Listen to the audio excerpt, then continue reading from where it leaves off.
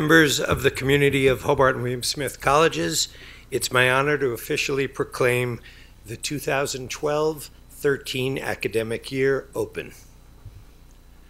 As I look out on the crowd of students gathered here today, I can't help but recall my arrival on campus as a student myself in 1974. I graduated from Hobart, and my wife is a William Smith alumna, as is her sister and my sister. My daughter is currently a senior. Hi, Nora. For the past 31 years, it's been my privilege to serve the colleges as a philosophy professor. I arrived in 1981 for what I thought would be a one-year position, but I've been too happy here to leave. My colleagues and students have been a never-ending source of joy. Well, mostly. Including one who is here today, who was my advisor when I was an undergraduate. He's sitting here tonight. His name is Eugen Baer, and he's now Dean of Hobart College.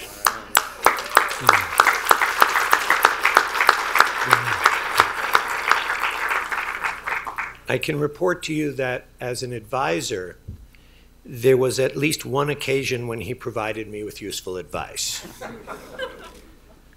And on countless occasions, he showed me something very important and useful, something Aristotle said more than 2,300 years ago. Philosophy begins with wonder. Not just philosophy, but education more generally.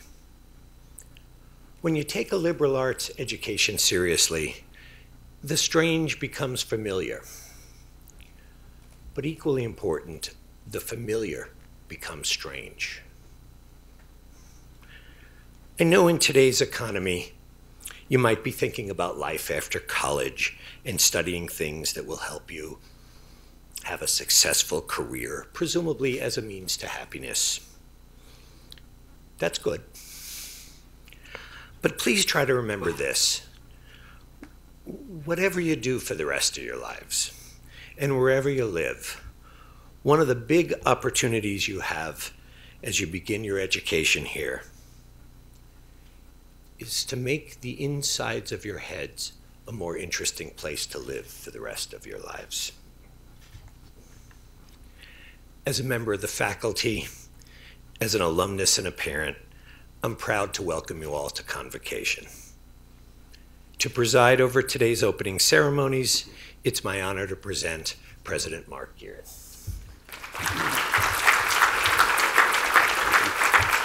Thank you, Professor Brophy, and please be seated. Thank you, Professor Brophy. Well, we would have loved to have been on Stern Lawn on a nice sunny day, but given the afternoon forecast, and importantly, the temperature in Bristol Gym right now, we thought it best to relocate to this air-conditioned indoors. In addition to this standing room only crowd here in the Vandervort room, we're joined by colleagues and students where we're live streaming this into Albright Auditorium and the Geneva room. But we begin this year by welcoming two important players to the colleges: a new chair of the Board of Trustees, Maureen Collins-Zupan, the first William Smith alumna to hold this position.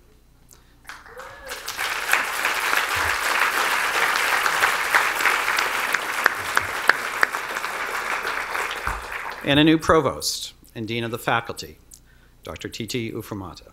Titi.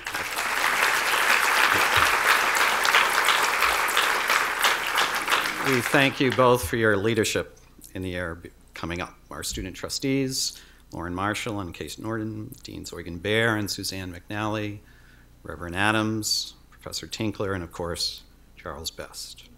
To the members of the faculty and our staff and students, so many of our Geneva neighbors, we welcome all of you to Convocation.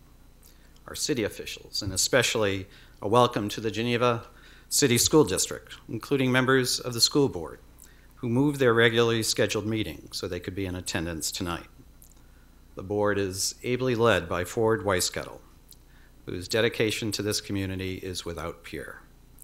Ford and his wife Harriet give countless hours of service to the community in not-for-profit organizations and touching so many of the important efforts here that make Geneva such an important and livable city.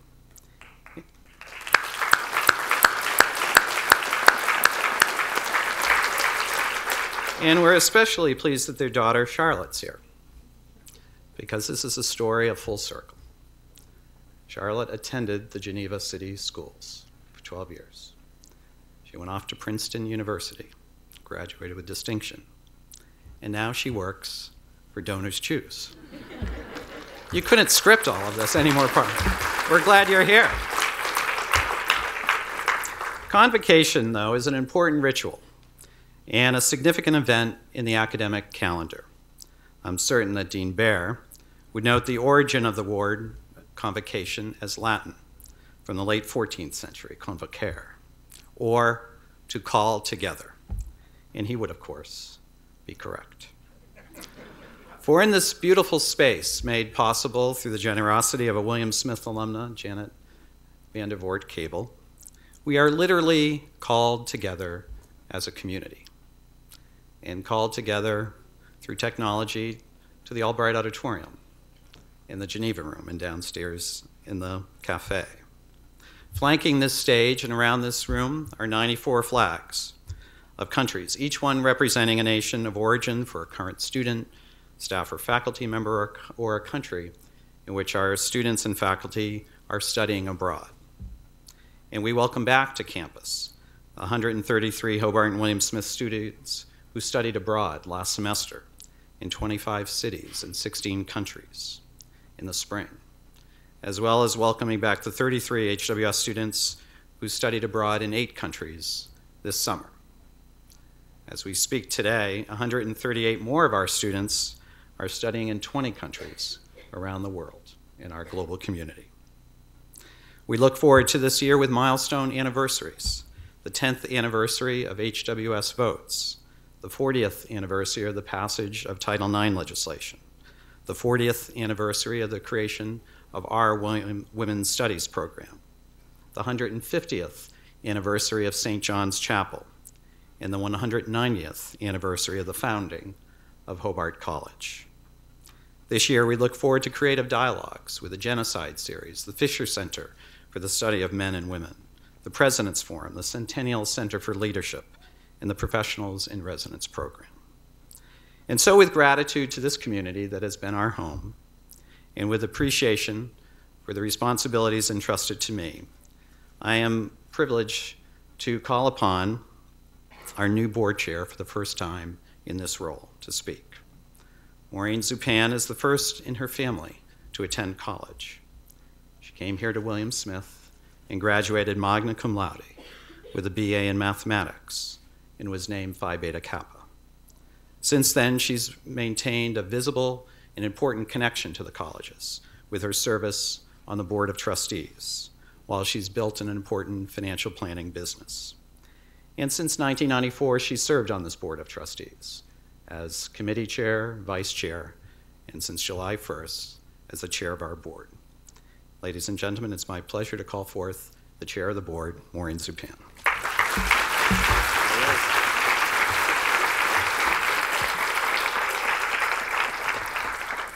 Thank you, President Guerin, and thank you to the accomplished faculty and staff gathered here today. Through your efforts in the classroom, in the laboratory, on the playing fields, and in administrative offices, you display an unwavering belief in the power of education. Your passion for new ideas, your uncompromising standards, and your dedication to critical inquiry are a constant source of inspiration for your students and indeed the board. I thank you for your service to Hobart and William Smith. To our students, welcome to the new academic year with all of its intending opportunities and challenges. You have before you 2 semesters to explore new concepts and cultures, to learn about the world and about yourself, to push your limits and expand your horizons. With the privilege of this time and this education, you also have responsibilities. Hobart and William Smith colleges will demand that you grow and give back, that you exceed expectations, discover your life's work, and make intelligent choices. Hobart and William Smith colleges will inspire you to lead a life of consequence. On behalf of the Board of Trustees of Hobart and William Smith colleges, welcome to the academic year. And to the podium, I now welcome the 2012 recipient of the Faculty Prize for Community Service, Associate Professor of Art, Michael Tinkler.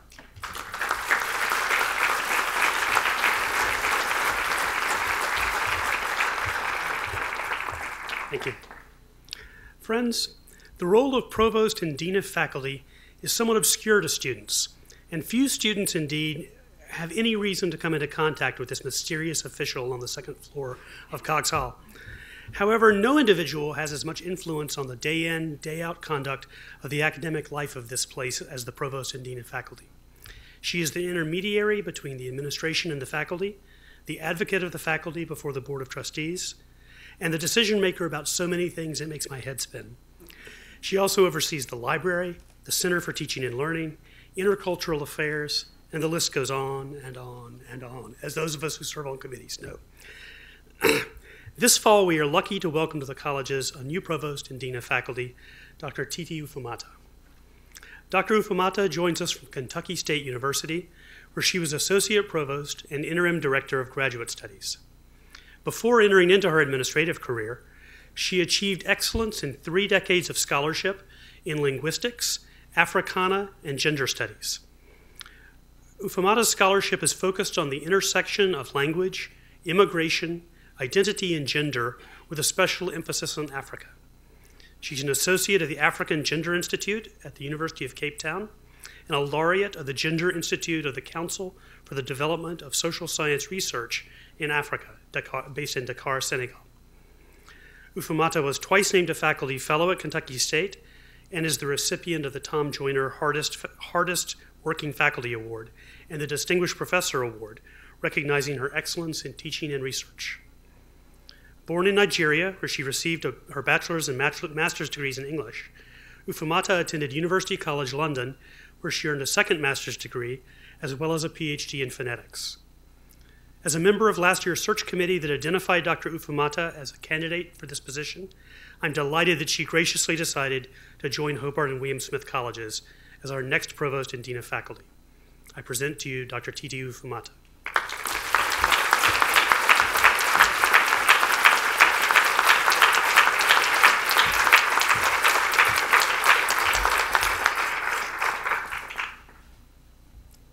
Good evening and welcome to this year's opening convocation.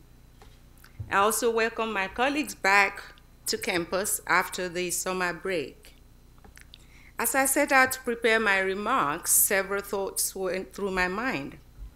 It was difficult to focus my remarks around a single theme.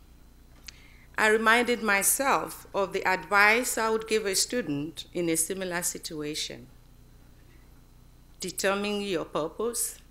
Think about issues that you're passionate about, or something that you know a lot about, or you think your audience will be interested in, and then narrow the focus to a manageable topic. I tried to take the advice, but still could not narrow my focus to only one topic.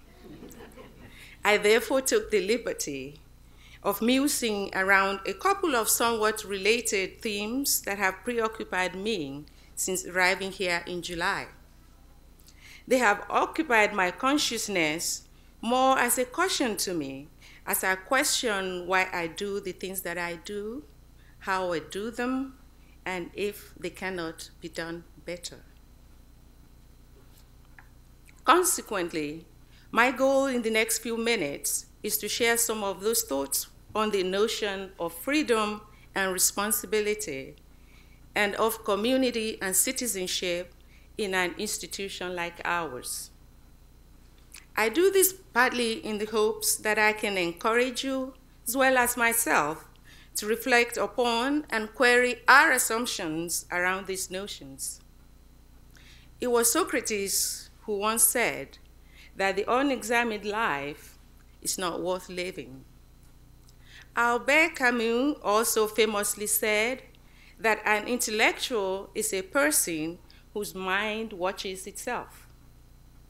I am acutely aware of the presumptuousness implied in counting myself one, but nevertheless decided to go ahead and share the following thoughts.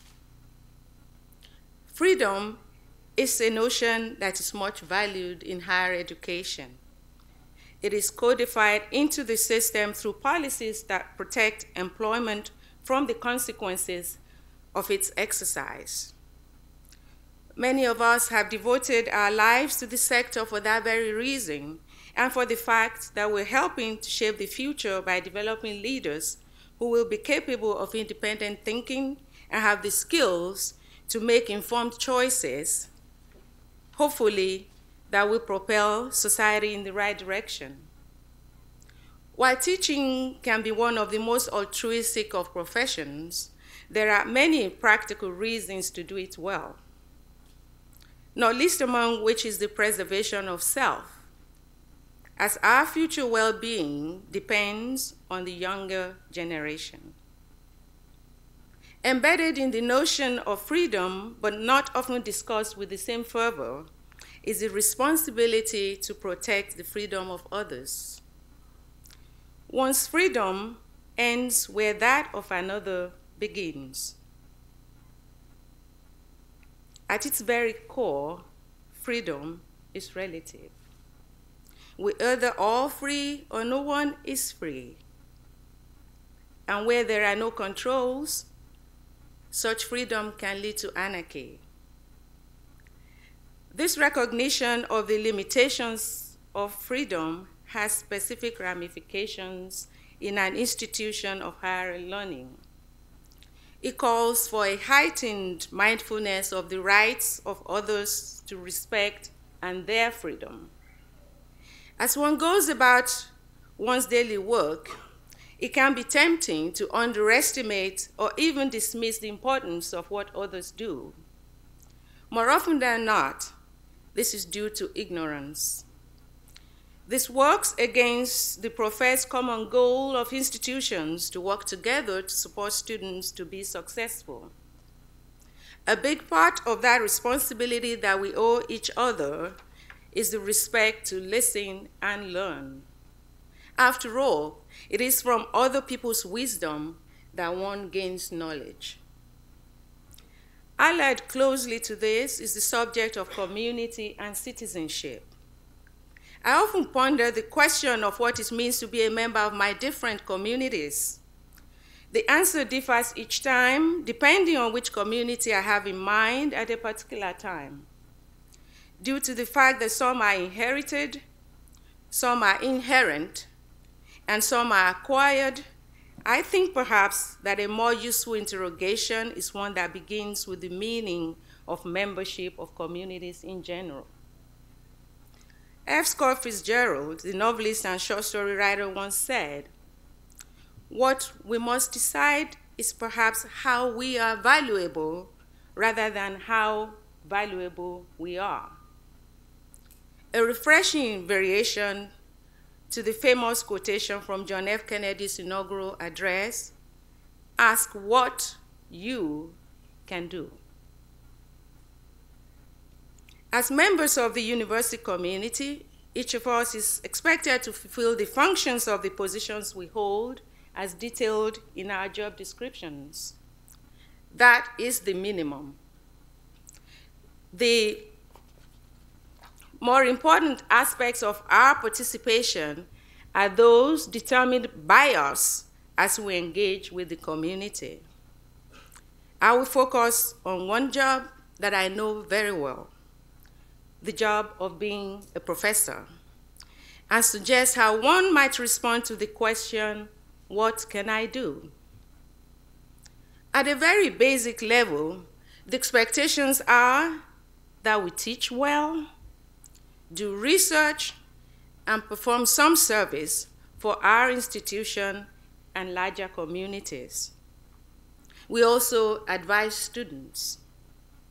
Fortunately, several of you sitting in this audience do a whole lot more. You respond daily to the question in a variety of ways.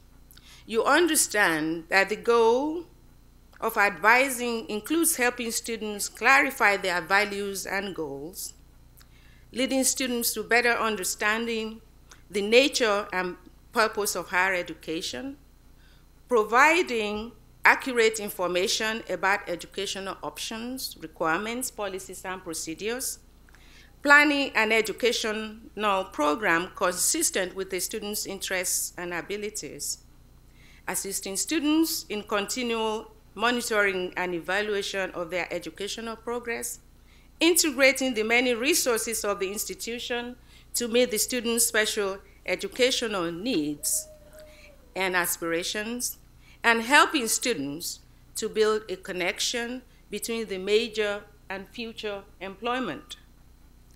Fortunately, the same skills required for good advising are also those required for good teaching.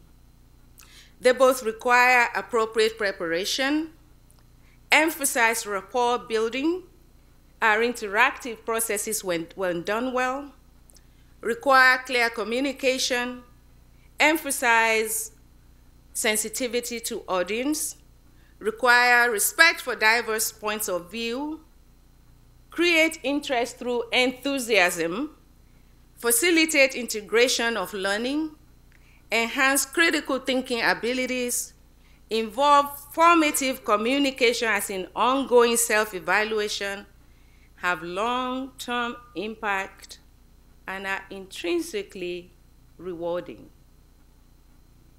To me, being good citizens of our community demands that we develop good instincts, that we recognize unintended consequences of our actions, that we think about others when advocating for ourselves and our units, and that we behave and feel beyond our own circumstances for the good of others.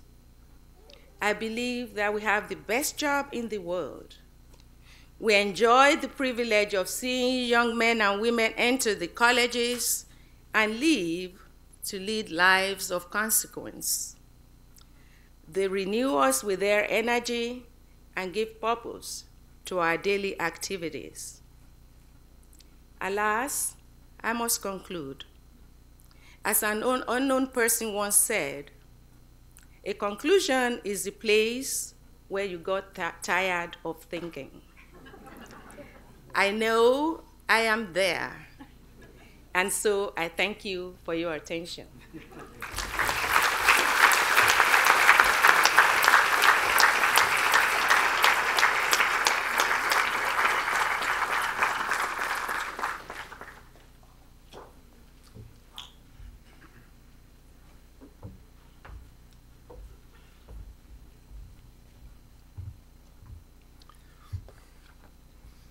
Thank you for your words, Provost Ufomato.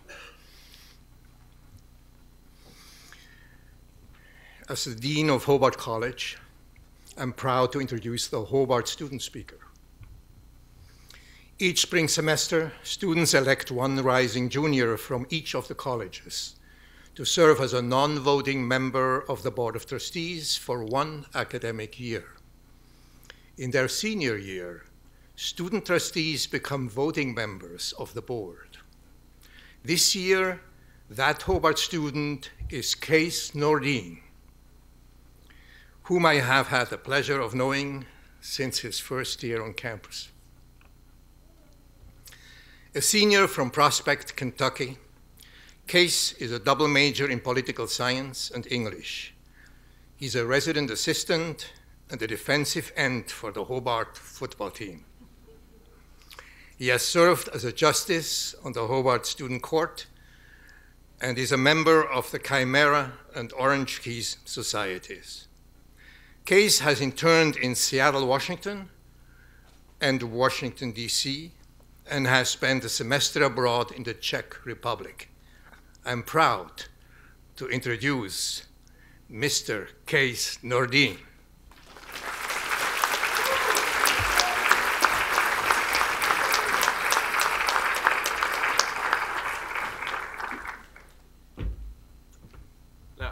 gotta say, with the podium and the robes, it feels a little premature. 9 more months till I graduate, so luckily it's a wood podium. Thank you, Dean Baer, President Guerin, Board Chair Maureen Collins-Zupan, and a special thank you to Mr. Charles Best today. To the incoming classes of 2016, congratulations on finishing your first day of college. Believe it or not, I am jealous. Jealous, of course, that you're just beginning your 4 years here as I bring close my final chapter of mine.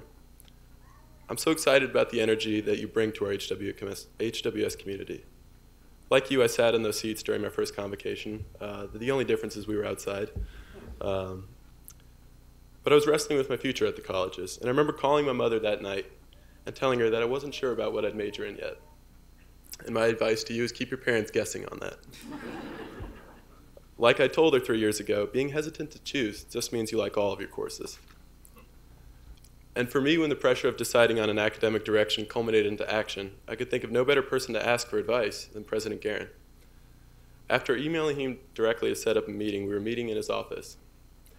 Now, discussing everything from politics to the Finger Lakes, I realized the deep commitment that HWS has to cultivating that sentiment. And I promise you, it starts at the top. And now, maybe tomorrow, there'll be 600 new emails in President Guerin's inbox. and for that, I am sorry. Yeah, right? He's taking my diploma now. But I tell you the story to encourage you to remain relentlessly optimistic about what you can do in your 4 years. Here, there isn't a single academic option outside of your reach. And I want you to consider the excitement you felt today. Think about all the ideas running through your head about what the semester, year, and even 4 years could be. And find your passions and chase them. The best part about being a member of this community is that there are people sitting here today who believe they'll create the next Facebook. Someone sitting here today may find that cure for cancer. And most of all, we'll all know that we'll leave an impact on this world.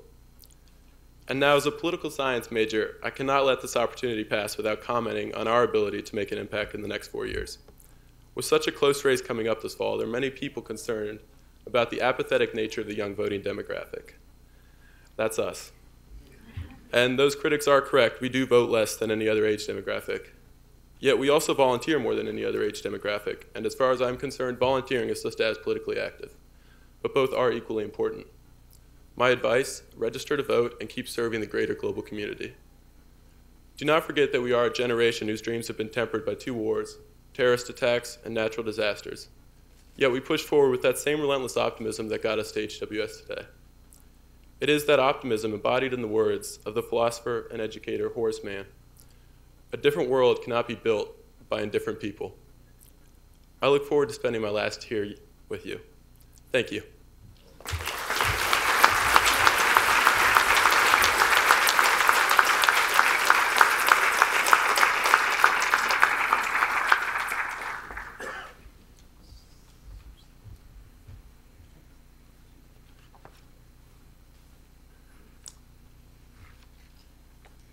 As the Dean of William Smith College, it is my honor to introduce Lauren Marshall, who is the William Smith Student Trustee. She, too, will be a voting member of the Board of Trustees. This is unusual. I want to point that out in passing. There are not many institutions that actually give student members a vote on the Board of Trustees. From Sterling, Massachusetts, Lauren is double majoring in architectural studies and urban studies. She is on the board of the Architecture Society and studied abroad in Copenhagen, in Denmark. Last year, working with children from Geneva, she designed a clothing line for the college's annual fashion show.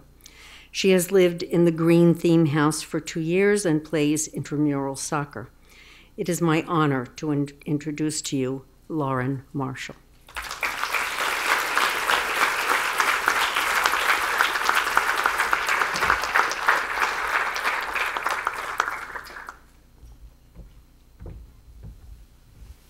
I'm a little bit taller, especially with the high heels. Thank you, Dean McNally. Thank you, President Guerin. And thank you, Chair of the Board, Maureen Collins-Zupan.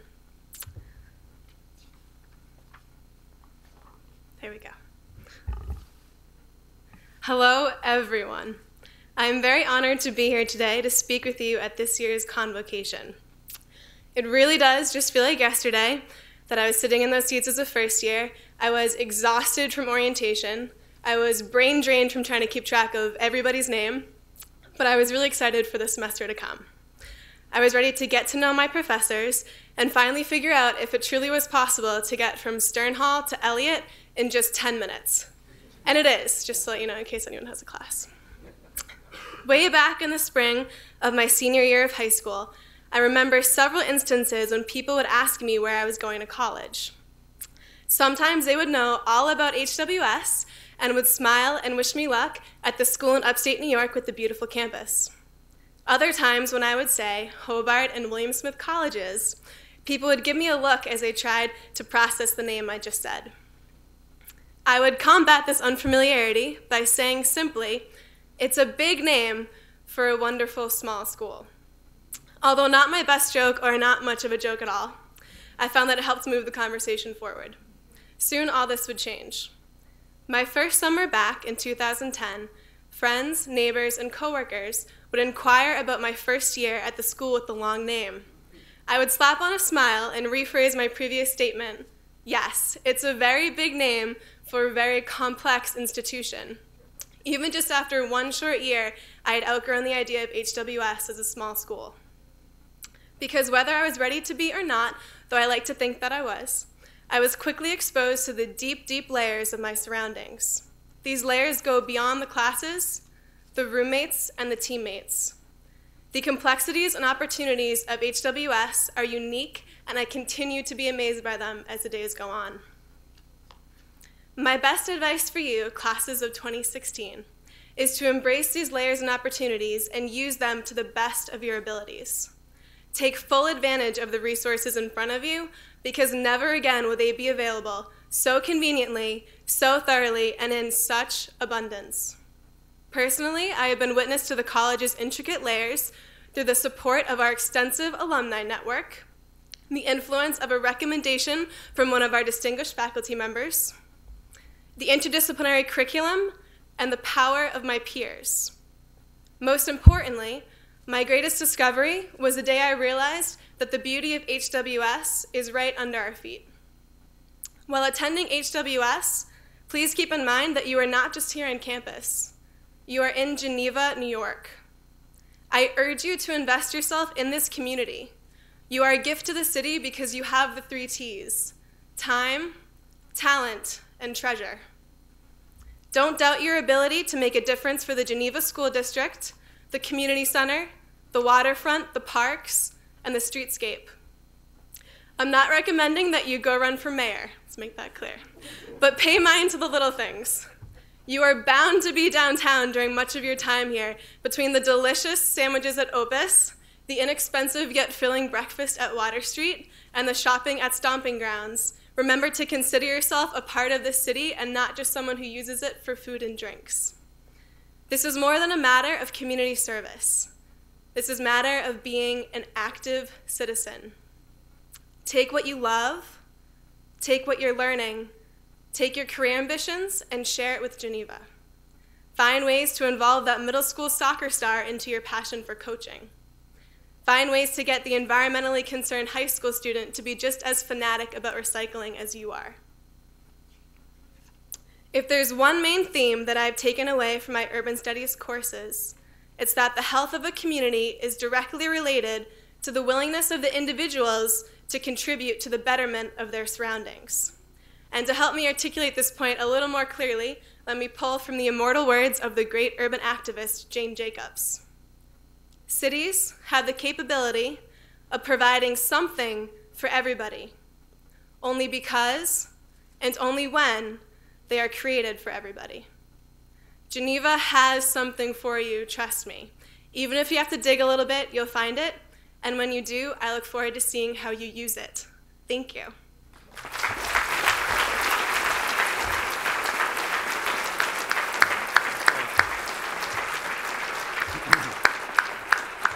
Thank you, Case and Lauren, for your thoughtful words and for your important leadership here on campus. We begin the academic year with excitement for the year ahead, Buoyed by recent institutional successes, mindful of the national and global challenges that affect all of us daily, but ambitious. Ambitious to further our mission to the common good and to graduate students who will lead lives of consequence. On Friday, we welcomed one of the most accomplished classes ever admitted to the colleges. More than 40% applied and were accepted early decision, making Hobart and William Smith their first and only choice.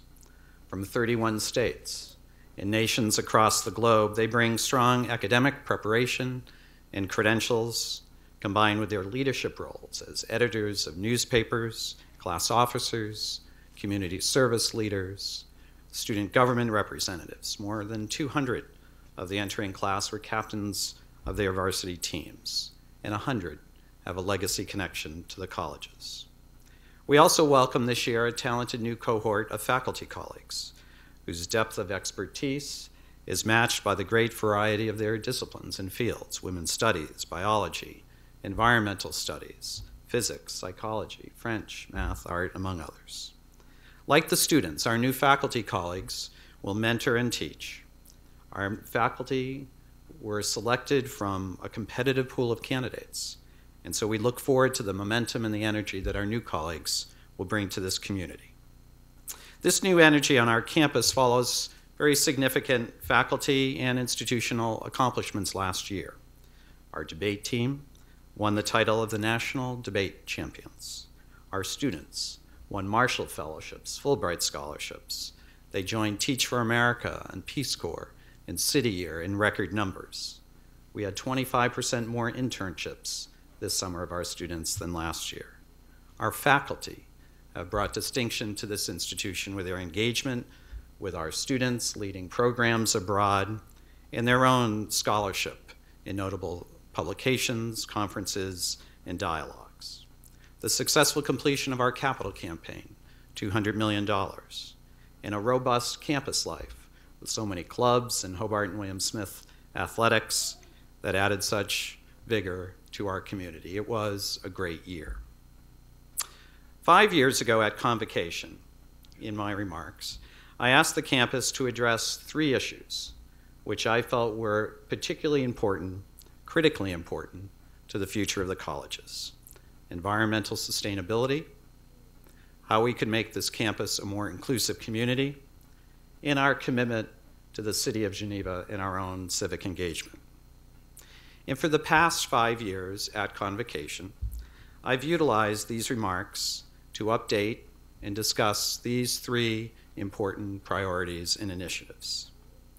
And while we have a very thoughtful strategic plan guiding so much of our work together, I believe these 3 efforts, these 3 initiatives, are critical to our future. So today, I will once again turn to these 3 priorities and what our efforts together over these 5 years say about our collective will and how it portends for our future. So let's start with sustainability. 5 years ago, when I signed the President's Campus Climate Commitment, the colleges became a charter member of a nationwide consortium of colleges and universities committed to environmental sustainability. At that point, we had no metrics or benchmarks to assess our environmental impact.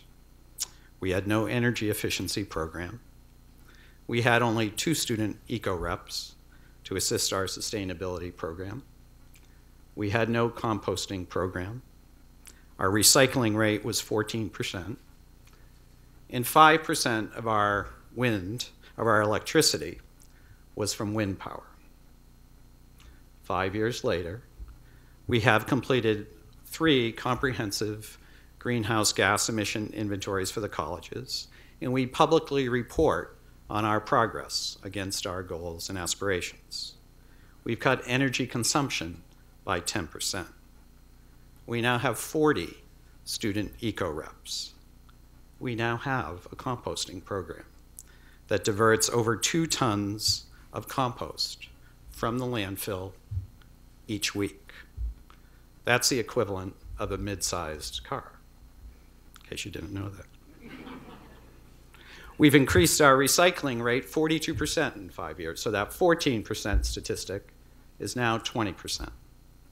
And 5 years later, we've gone from 5% of our electricity from wind to 100% now wind power. And we just learned that Hobart and William Smith has been ranked 40th in the nation for our sustainability efforts by Sierra Magazine. In just 4 years, we've jumped 76 places in this prestigious list. This recognition reflects the grassroots efforts of our students largely, combined with the conviction and the leadership of faculty and staff and the engagement of literally everyone on this campus. 5 years ago, I convened a group of students and faculty and staff to consider ways we could deepen our efforts to make this a more inclusive community that goes beyond just tolerance of difference to one that is guided by principles of equity, social justice, cultural competence, and engaged citizenship. The group, known as the Commission on Inclusive Excellence, has worked steadily to situate inclusion and equity and diversity and justice at our core. Since then, our faculty has established a new academic program in social justice studies, admissions outreach has been strengthened, and priorities established for our offices. We just learned last month that in the Campus Climate Index, the national group, Campus Pride, has recognized Hobart and William Smith as a leader in LGBT inclusive policies, programs, and practices. The index awarded the colleges a perfect score, 5 out of 5 stars. So I'm grateful for the efforts of so many on this campus, our students and faculty and staff, who work daily to ensure that we're doing as best we can to create the kind of environment that integrates diversity and inclusion at our core. And finally, 5 years ago at Convocation, I announced the establishment of the Geneva Partnership, an initiative that sought to strengthen our relationship with Geneva while encouraging our students to become actively involved in community service here. Since then, our partnership with Geneva has been substantial, and I'm very grateful to the Geneva community for the extraordinary host they provide to our students and the role models that they evidence of civic engagement. Since this commitment, we've been named in the President's Higher Education Community Service Honor Roll and singled out with distinction, one of only 8 colleges and universities in New York State. We've received the Carnegie classification for civic engagement, and earlier this year we were named the Business of the Year by the Geneva Chamber of Commerce. We pledged a multi-year financial commitment to ease the city's fiscal stress, and this summer we relocated our Office of Advancement to downtown Geneva. It's been called the single largest influx of employees into downtown Geneva in recent history, all efforts to boost economic development here. As our partnership evolves, we'll launch a substantial effort this fall with the Geneva City School District called Geneva 2020 to harness the resources to advance the Geneva Schools' goal of graduation rates, career and college readiness, and literacy. So, what do all these updates mean? Does it mean we're finished? Does it mean mission accomplished? Of course not. We are far too ambitious in our drive for excellence, and we are far too committed to these values. While we see progress in the work of our sustainability efforts, and we're proud of them, we know much more work lies ahead for us to reach our goal of being carbon neutral by 2025. While we see progress in our work on the Commission on Inclusive Excellence, we know much more work remains for us to fully embody the kind of inclusive community that we aspire to be. And while we're pleased with our Geneva partnership to date, we embrace our responsibility to Geneva and the opportunities for the Geneva 2020 initiative. But I believe what all of this does say is that with focus and determination, the hard work of students, faculty and staff, and our Board of Trustees, working together, we can advance the colleges in notable ways. So that's why I'm challenging myself and the Hobart and William Smith community this year to ask what you can do. Ask what you can do to improve our sustainability efforts. Ask what you can do to foster a more inclusive and welcoming campus community. Ask what you can do to be of assistance to Geneva, and in particularly to the Geneva schools. Ask what you can do to spark the kinds of ideas and research and intellectual agility that inspire all of us to new levels of excellence and accomplishment. Ask what you can do to lead lives of consequence. So as we look to the year ahead, it's very clear to me that we must build upon the effort we're going to be engaged in this year for our Middle States accreditation, a self-study. And as a community, faculty, staff, students, and our board, study and think about significant issues facing higher education today. I will speak more to this in the coming weeks. But I take inspiration and encouragement from the inscription that is literally chiseled in stone at the entrance of our library from Deuteronomy, which reads, "Remember the past, imagine the future." Remember the past, imagine the future. That should be our charge as we engage with one another as a community, to consider broadly the challenges and the opportunities that face American higher education today. And so it's fitting that we welcome to campus one of, I believe, our nation's leading social entrepreneurs and creative thinkers. Charles Best exemplifies the outstanding civic leadership. He saw needs, he developed an idea, and he transformed that into a nationwide effort. Following his graduation from Yale, he set off for New York as a social studies teacher. And it was in the faculty lunchroom that he heard about the needs of teachers: maps, musical instruments, art supplies. And he rightly sensed that many people would like to help public schools, but were frustrated by a lack of influence over their donations. And so he created DonorsChoose.org so that individuals could connect directly with classrooms in need. Through the establishment of this website, teachers around the country can post classroom project requests on the website, which are then funded. He calls this citizen philanthropy. And now, in a little more than a decade since he founded it, 170,000 teachers at 40% of the country's public schools have posted their projects, posted their requests, and received funding. That equates to 4.8 million children in America. All of this from a faculty lunchroom conversation. It's not bad. Now, to localize it, here in Geneva alone, Donors Choose has funded 64 projects right here to the Geneva Public Schools, totaling over $28,000 worth. The first project was funded in 2007, and the last project last week, for a project at North Street School. And so, in recognition of his commitment to public education, his distinction of taking the power of an idea and putting it into action, we honor him today. Charles Best asked himself what he could do, and he founded Donors Choose. And in so doing, he's changed the lives of thousands of children across the country. And I now invite Mr. Best to the podium for the presentation of the President's Medal.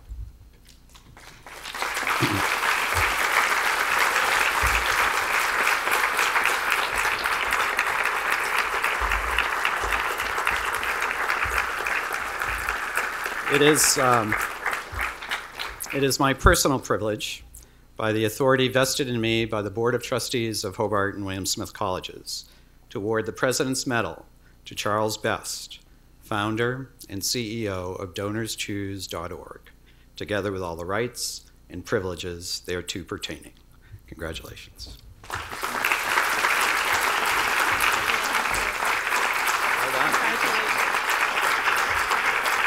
Ladies and gentlemen, Charles Best.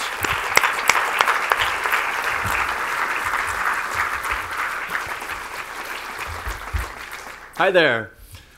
Thank you so much, President Guerin, for that introduction. Thanks especially to each of you for lending an ear. It is an honor to speak with you on such a special day. I'm really excited to be part of your convocation. Over your next 4 years at this incredible place, I bet that a lot of you are going to come up with ideas for stuff you want to launch. Maybe it'll be a club, maybe it'll be a company. If Case is right, it'll be the next Facebook or a cure for cancer research. So I want to share with you the story of how I got DonorsChoose.org off the ground. But first I want to ask for a show of hands. How many of you had a teacher in high school who made a really big impression on you, someone you wanted to be like? Raise your hand. All right, awesome. The vast majority of you. I'm glad that so many of you had a teacher like that. I bet it had something to do with you becoming the kind of person who gets into Hobart and William Smith. I also had such a teacher in high school, Mr. Buxton. He was my English teacher and wrestling coach. When I showed up as a dorky freshman, Mr. Buxton spoke to me like he would to an adult. If he approved or disapproved of something I'd done, I knew it right away because he didn't put on that mask that some teachers have when they're talking to kids. If you asked him a question on Wednesday, he'd come back to you on Friday saying that he'd thought about it, and he really had. He made you feel like he wanted you on his team. And looking back on it, I'm pretty sure it was Mr. Buxton who made me want to be a teacher. So 12 years ago, I began teaching history at Wings Academy, a public high school in the Bronx. Now, the school where I was teaching did not have the same resources as the school I'd gone to. Where I went to high school, we went on field trips into the woods. We had graphing calculators for trigonometry. We had the supplies to do just about any art project. We did not want for anything. But when I started teaching in the Bronx, I saw firsthand that all schools are not created equal. My colleagues and I would spend a lot of our own money on copy paper and pencils, and we often couldn't get the resources our students needed or do the projects that would excite them about learning. We'd talk in the teacher's lunchroom about books our students ought to read, a field trip we wanted to take them on, a microscope that would bring science to life. And I figured there must be people out there who'd love to help us if they could see where their money was going. So I drew with pencil and paper, I drew out this website where public school teachers could post classroom project requests, and donors could choose the project that they wanted to support. For $2,000, this programmer who had recently arrived from Poland was willing to build the site. It was super rudimentary. The back end of our site was one page that you'd have to scroll down for like 15 minutes to get to the teacher or the project that you were looking for. To process a donation, I had one of those black boxes that you see at the grocery store where you punch in the credit card number and the dollar amount and send it over a telephone line. It was like PayPal, but by hand. And it was a really good thing that my students were helping me out. So then I had to get my colleagues to try out the site and post the first projects. So I asked my mom to make one of her best desserts. She makes these roasted pears with apricot glaze and orange rind and spices. They taste something awesome. And I put the dessert on the table in the teacher's lunchroom, and before my colleagues could scarf it down, I said, hold up, there's a toll. If you eat one of these pears, you have to go to this newly created website, DonorsChoose.org, and ask for whatever it is you most want for your students. Propose the project that you've always wanted to do with them. Health teacher ate the dessert first, and she wanted to do a pregnancy prevention project. For that, she needed baby think it over dolls, which are life-size, life-weight dolls that cry at 3 in the morning and need to be fed and show a teenager what it would be like if they had a kid. The English teacher, he requested SAT review books. The art teacher requested fabric and thread and needles so that her students could do a 20-foot by 30-foot quilt. My aunt, who's a nurse, and my uncle, who's a minister, they funded the first project together, but I didn't know any more donors to fund the other 10 projects. So I funded them myself, which I could afford to do because after college, I was still living at home with my parents. And I donated anonymously. So my colleagues mistakenly thought that the website actually worked. And that there were all these donors on the site just waiting to bring teachers' classroom dreams to life. So that false rumor spread across the Bronx, and teachers started posting hundreds of projects which needed a whole lot more money than what I could afford. I was in a really tough spot, not knowing how I was going to get those projects funded. But my students came to the rescue. They could see the potential of this experiment to change their lives at school, and I think they also felt bad for me. So for 3 months, they volunteered every day after school to spread word to potential donors. They addressed and compiled 2,000 letters by hand to people all over the country, telling them about this site where somebody with $5 could be a classroom hero. We wanted to get the cheapest postage rate, so we sorted the mail ourselves, and every desk in my classroom represented a different postal region. And then we carted the sorted letters to the post office, and we crossed our fingers. It worked. My students' letter writing campaign generated $30,000 in donations to projects on our site. We were on our way.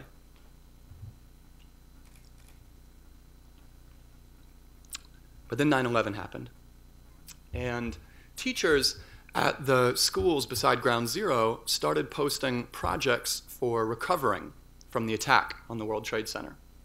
There was a math teacher who requested a set of calculators for her students because their original set was sealed at the disaster site and their classroom had been relocated to a basement.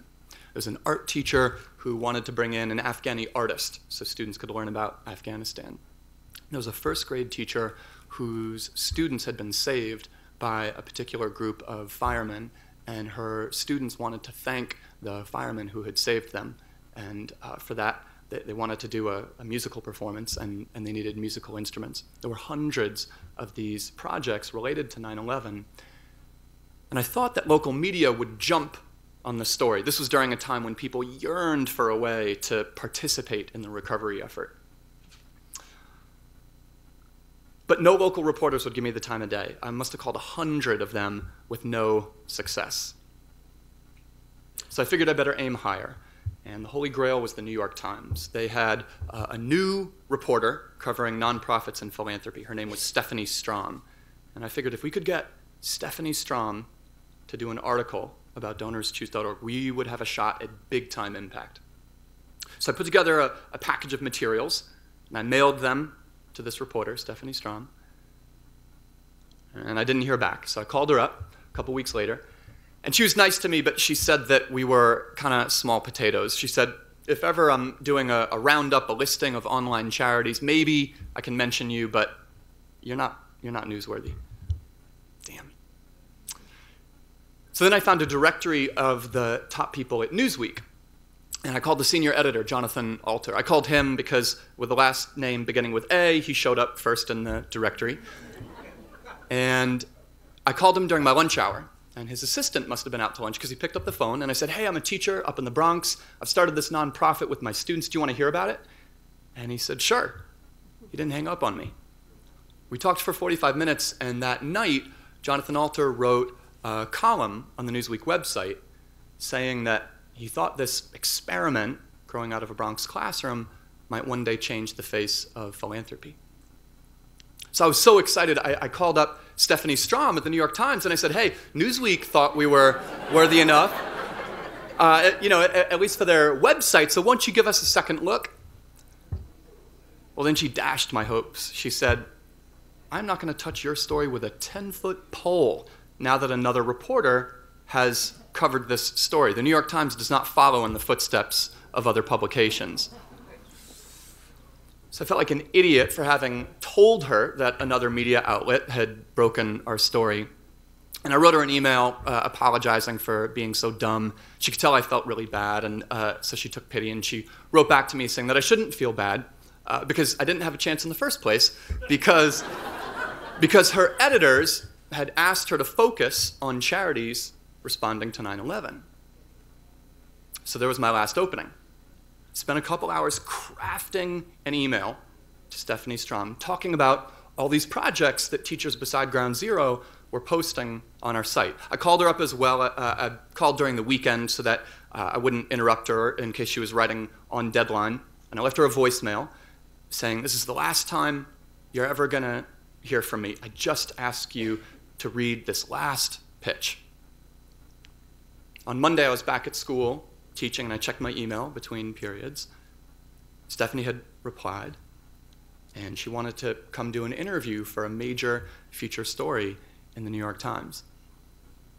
Let me tell you, I was over the moon. My parents raised me to be humble, but it felt like the skies had opened and I had to shout.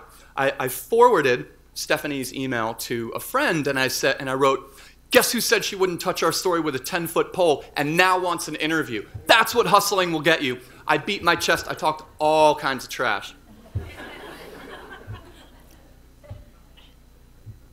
Anybody know where this is going? I thought that I was forwarding Stephanie's email to my friend.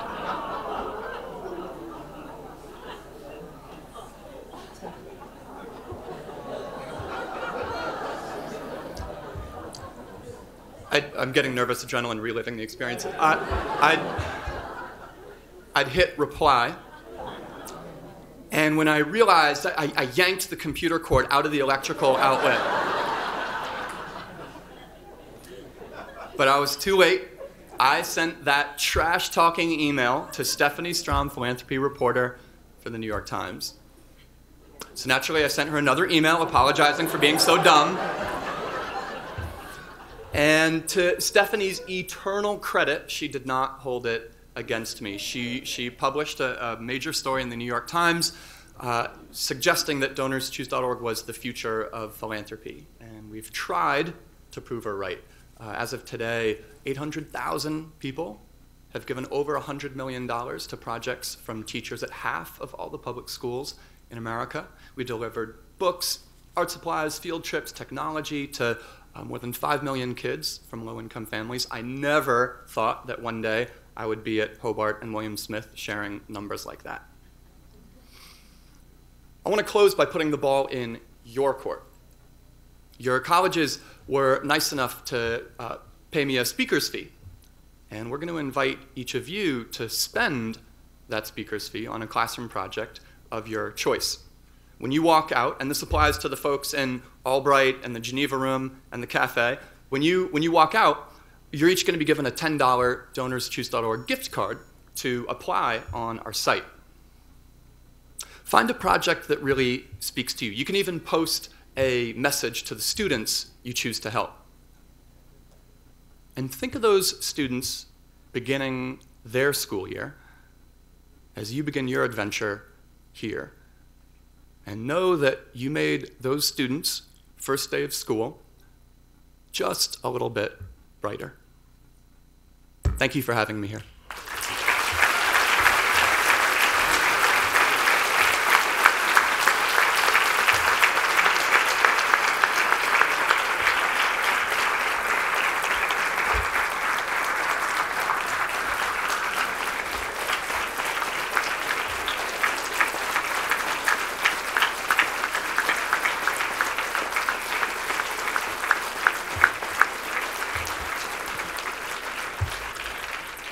Charles, thank you very much for that inspiring talk. There's a little history, however, to speakers' fees here at the colleges that I feel the need to. We made an exception in this case because one of the things we observed to speakers when I usually call them, this started when I brought up George Stephanopoulos to campus. I called him, I said, "George, do you believe in free speech?" He said, "Yeah, I do." I said, "Good, you're going to give one at Hobart and William Smith College." So for 13 years, we brought devotees to free speech to campus. When Charles agreed to come, we were discussing, and I said, let's make this really an opportunity for all of us. So Charles is not getting a speaker's fee. You're getting the opportunity with this gift card, $10. Where you will go to DonorsChoose.org, go to perhaps your school, you might even want to go to a Geneva school, and sign up and make this important donation to DonorsChoose.org and to the school of your choice, recognizing his leadership. So we end this convocation and begin the year with that call to action, to ask what you can do. In 1962, President Kennedy said, "Nothing is more stirring than the recognition of great public purpose. Every great age is marked by innovation and daring, by the ability to meet unprecedented problems with intelligent solutions. In Charles Best, we have such an intelligent solution. And I call upon our chaplain to offer our closing prayer. Reverend Adams.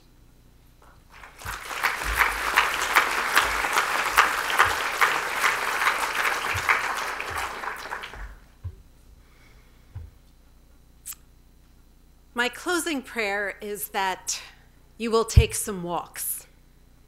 Lauren invited us to walk around this beautiful campus and around Geneva and become engaged and contribute. But I want to follow Professor Brophy's notion that we might also walk around inside our own heads. I'm inviting you, especially first years, to take that walk inside your own head. I'm guessing it's going to become a more and more complicated place. But it will be interesting.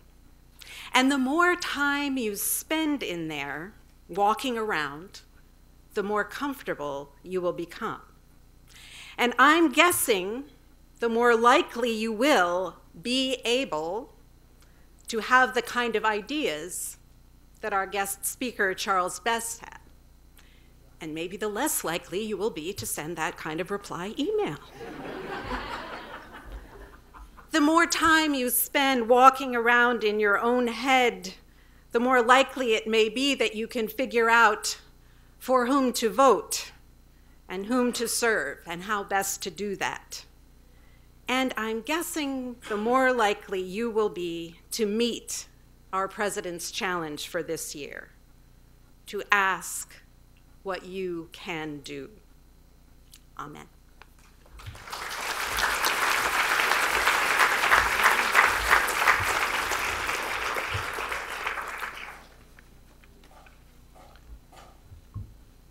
This now concludes convocation and begins the 2012-13 academic year.